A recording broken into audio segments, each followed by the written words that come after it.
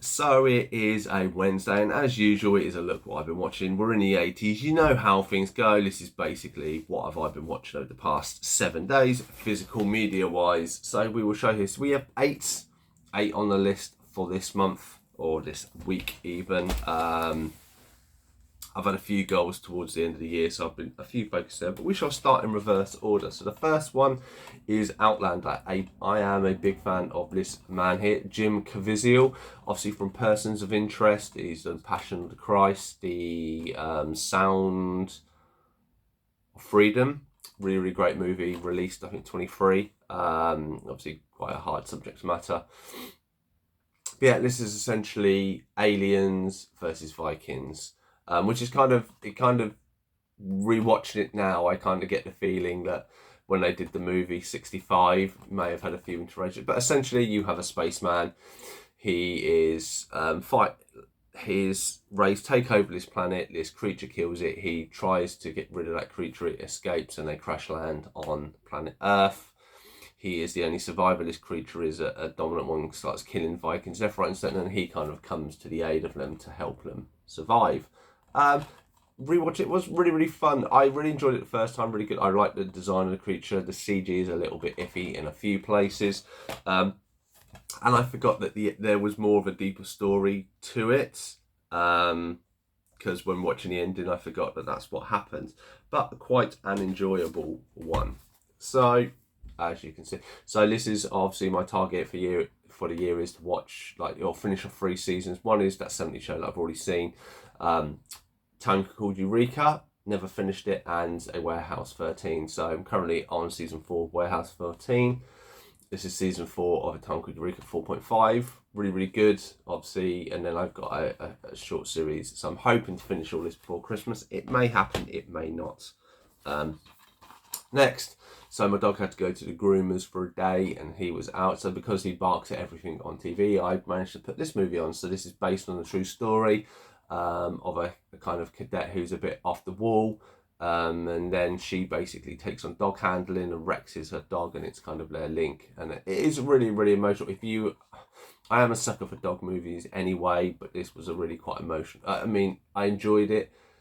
When you have war and obviously people being hurt and that, it's not the nicest of subject matters to watch, but as you went on, the connection that she has with a dog, you can kind of, with being a pet owner, you kind of relate to that, and it was quite emotional near the end of things.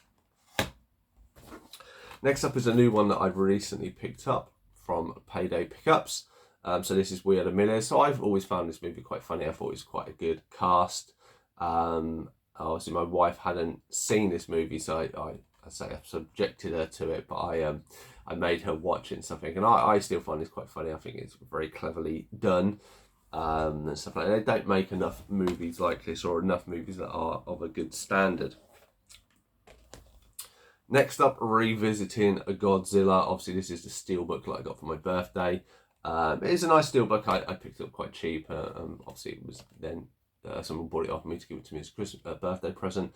And I do like this movie. Re-watching it, a few things that kind of come to mind. I've watched it 3 or 4 times now, and I do really enjoy it. I thought it was actually very clever as a movie, that the limited Godzilla scenes, but when Godzilla turn up, you just notice how good the CG is in those moments, and I thought it was very clever. I thought the Motu that he fights, I thought were very well done, the man and the female and all this stuff, and how it worked, and even the human element. Obviously always sad to see Bryan Cranston die in the first 20 minutes or so, spoiler alert, but I thought it's a very clever, very good movie to start the franchise off. And I know everybody loves the skydiving scene with the red flares.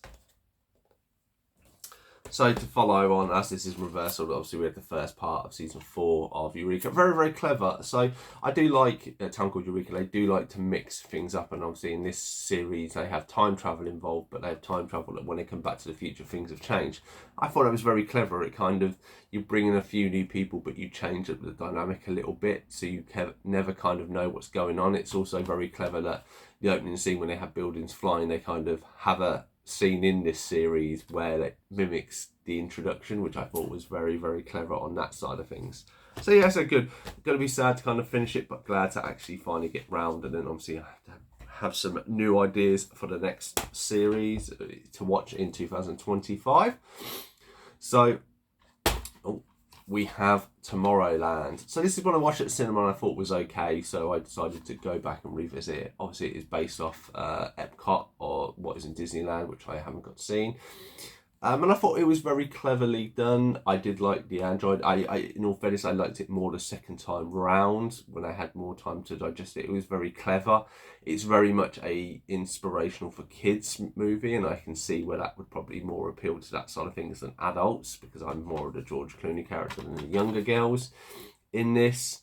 But I thought it was, as I say, it was very well done. Hugh Laurie didn't really have much screen time, unfortunately. I do like Hugh Laurie, but obviously plays a bit of a bad guy, so to speak, in this one. But yeah, not too bad. As I say, it's always good. I always enjoy revisiting movies for a long period after I've originally seen them, because it gives you time. Sometimes people's views and the whole kind of, when stuff comes out and people don't like it and all this hate and stuff like that, it's a bit hard to pull away from that negativity to watch something. So giving it time to kind of dissipate, or, you know, anticipation.